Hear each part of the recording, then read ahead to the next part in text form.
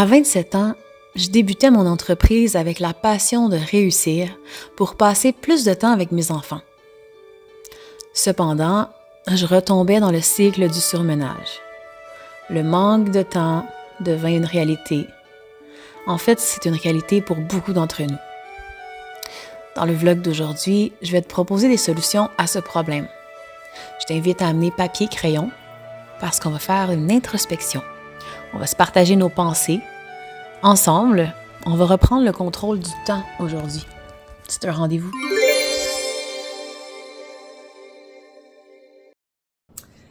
Donc, à ce moment-là de ma vie, j'étais... Comment je pourrais dire? Tu sais, imagine-toi que là, tu penses que tu es sorti d'un cycle.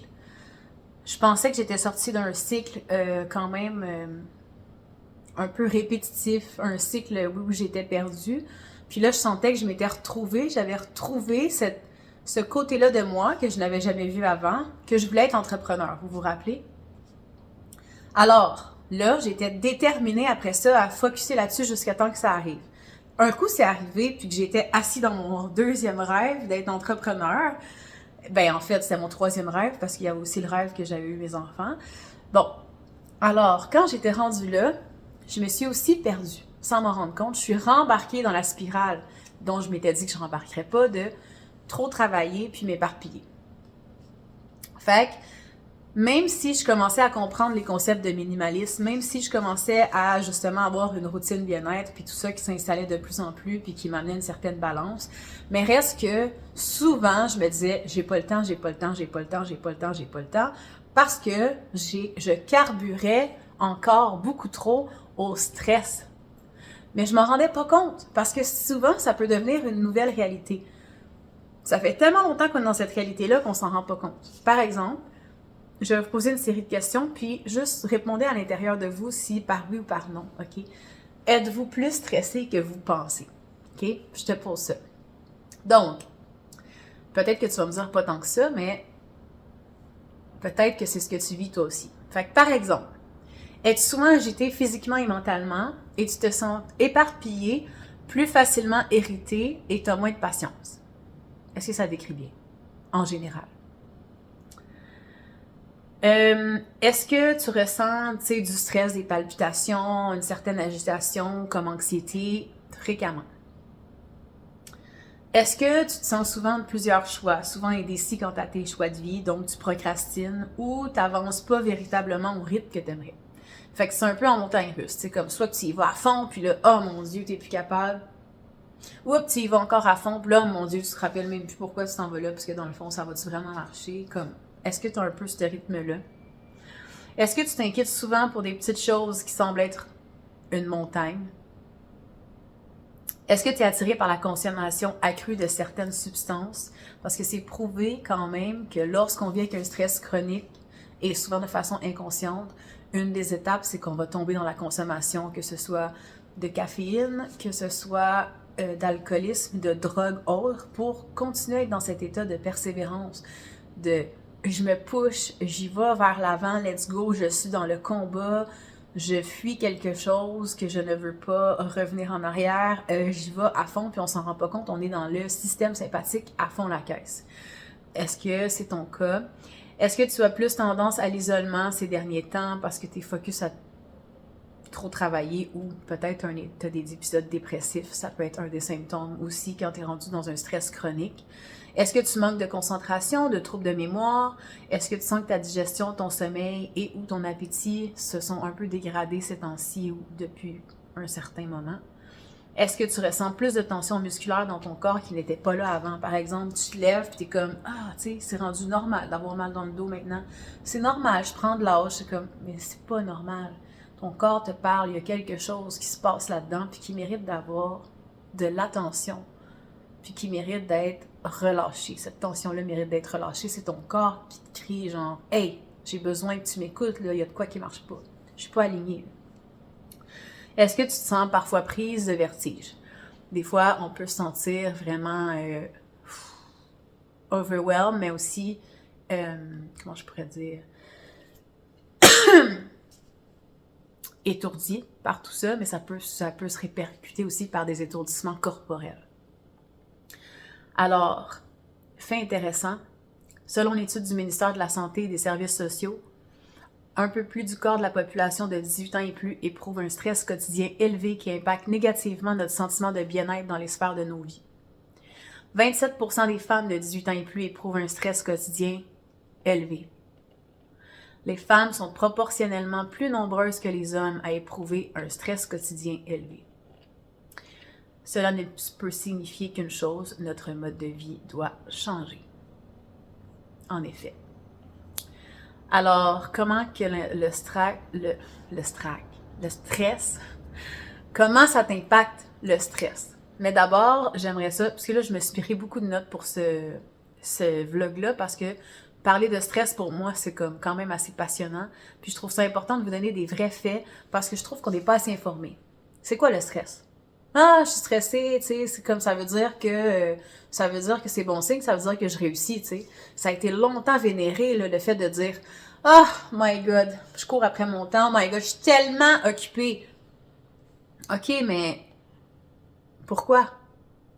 Hey, j'ai été occupée aujourd'hui, mais pourquoi c'est vénéré d'être fatigué puis d'être occupé jusqu'à en être épuisé, jusqu'à en être plus capable? Fait que le stress, ça peut avoir différents aspects, puis on va voir ça ensemble parce que je trouve que c'est vraiment important d'en prendre conscience pour justement peut-être commencer à les libérer un petit peu par petit peu par petit peu. Fait que le but de ce vlog-là aujourd'hui, c'est de te faire prendre conscience, t'es-tu plus stressé que tu penses, puis qu'est-ce que tu pourrais faire comme petite action au quotidien pour juste ramener un petit peu plus de paix puis de calme à l'intérieur de toi, puis tu vas voir à quel point ça change tout. Par exemple, je vais mettre ça ici, là. On a il y a deux grands systèmes qui s'occupent du stress, de gérer le stress. Il y a le système sympathique, qui lui va être beaucoup là, dans la fuite ou dans le combat. Ou tu vas geler, puis tu vas juste comme, mettons, tu vas être assis sur ton divan, puis tu vas avoir tellement de choses à faire, mais tu ne sauras pas par où commencer, tu vas être dans une zone figée. Fait que ce stress-là, c'est le stress animal, primaire, de je vois un ours, je me mets à courir parce que je veux m'enfuir, ou je me mets à combattre parce que je veux, je sais pas, sauver mon bébé, protéger mon enfant, ou peu importe. Ou je freeze et je ne sais pas quoi faire. J'ai peur. Fait que souvent, ça va se traduire par, mettons dans la vie moderne, l'ours, ça peut être ton patron qui t'en demande trop, ton ex qui arrête pas de t'harceler, le père de tes enfants qui, justement, te demande quelque chose qui te stresse ou vous n'êtes pas d'accord sur quelque chose, puis là, ça te prend la tête. Ça peut être un stress extérieur, je sais pas, t'as un appartement, mais t'as plus de chauffage, il fait tout le temps froid. Fait que ça, c'est tous des stress, voyons, ça me pique. C'est tous des stress qui sont extérieurs. Fait que les stress internes du corps, ça va être le corps physique qui va te donner des mots. Côté émotionnel, tu vas peut-être justement avoir des stress émotionnels de ton passé, mettons, ou tu vas avoir vécu un gros stress émotionnel dans quelque chose qui vient de se passer récemment. Puis ça va t'emmener un grand stress. Mais des fois, si tu es une personne qui n'est pas capable de laisser aller ses émotions ou de justement être capable de les réguler, bien ça se peut que tu les enfouisses. Puis là, ça reste un stress en arrière-plan que toi, tu te rends pas compte, mais tu traînes un gros baluchon vraiment lourd d'émotions refoulées. L'inflammation du corps, ça aussi, on en parle beaucoup sur l'application Makana Yoga. Vous avez des e-books par rapport à ça, c'est super intéressant. L'inflammation du corps, la façon que tu te nourris, tes pensées vont amener de l'inflammation dans ton corps. Si tu as trop de pensées, justement, qui ne cessent plus, c'est un stress, même que ça va créer des toxines dans ton corps. Ça va jusque-là. Fait que l'inflammation du corps, c'est un stress constant. Fait que si, mettons, tu accumules tous ces stress internes, ces stress externes-là, puis que tu vis ça de façon inconsciente, mais que c'est ta nouvelle réalité, puis que tu t'en rends pas compte, ben dans le fond, peut-être que tu es toujours en mode survie dans ton système parasympathique. Tu es toujours en mode combat ou fuite, ou tu es freezé. Puis là, tu te demandes pourquoi tu procrastines, pourquoi tu t'auto-sabotes, qu'est-ce qui se passe? Il y a quelque chose qui, même si tu sembles réussir, puis comme moi, là, mon exemple, mais c'est que moi, j'étais en train de vivre mon rêve, mais je me sentais tellement pas là. On dirait que j'étais comme, ben voyons, j'ai fait ça pour vivre, pour avoir du temps avec mes enfants, pour en profiter, puis c'est pour ça que j'ai mon entreprise, mais j'ai tout le temps l'impression que je suis comme pas vraiment là parce que je suis toujours en train de penser à mon entreprise, je suis toujours en train de penser à ma prochaine cliente, je suis toujours en train de penser à c'est quoi la prochaine chose qu'il va falloir que je fasse, demain l'école, tu sais, fait que j'étais juste constamment dans ce stress-là qui est un stress négatif, un stress chronique. Un stress positif, c'est quelque chose que tu vas vivre une fois de temps en temps, que ça va être comme une excitation, quelque chose qui s'en vient, tu vas te sortir de ta zone de confort, mais tu vas être capable de te réguler, de revenir à ton deuxième système, qui est ton système du parasympathique.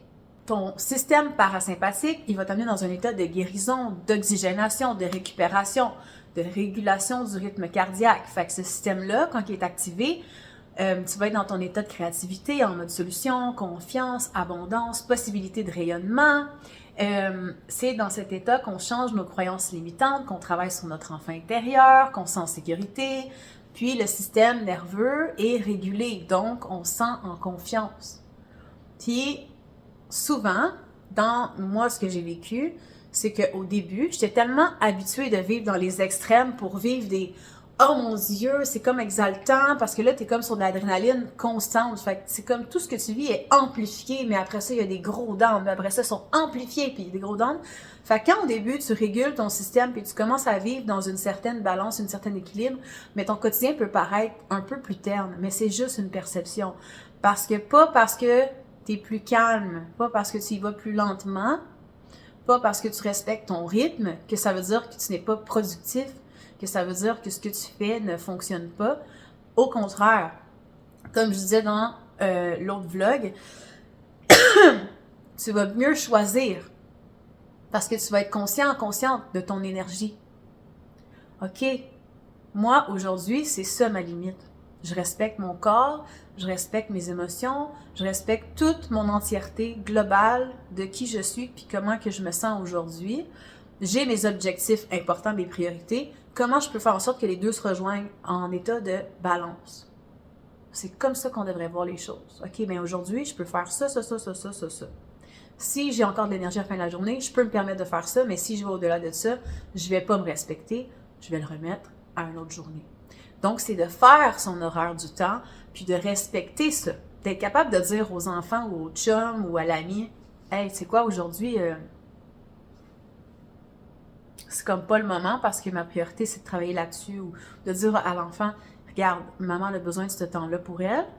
J'ai besoin de faire ma relaxation, j'ai besoin de faire mon yoga 15 minutes. Je vais fermer ma porte, mais si tu veux, tu peux le faire avec moi. Mais après ça, on va compter une histoire puis on va passer du temps ensemble. » Tu sais, c'est de montrer aux gens autour de soi que pouvez-vous respecter mes limites, s'il vous plaît, je vais vous donner le temps que je veux vous donner, puis que vous aimeriez avoir, mais tout en respectant mes limites. Fait que je trouve que c'est quelque chose de vraiment important. Fait que comment gérer son stress? Il y a tellement de façons. Tu peux utiliser le yoga, tu peux utiliser la méditation, tu peux utiliser la marche, parce que des fois, quand quelqu'un qui est habitué de vivre dans ce stress-là tout le temps va vouloir commencer, par exemple, le yoga pour gérer son stress, mais tu vas pas aller le mettre dans une...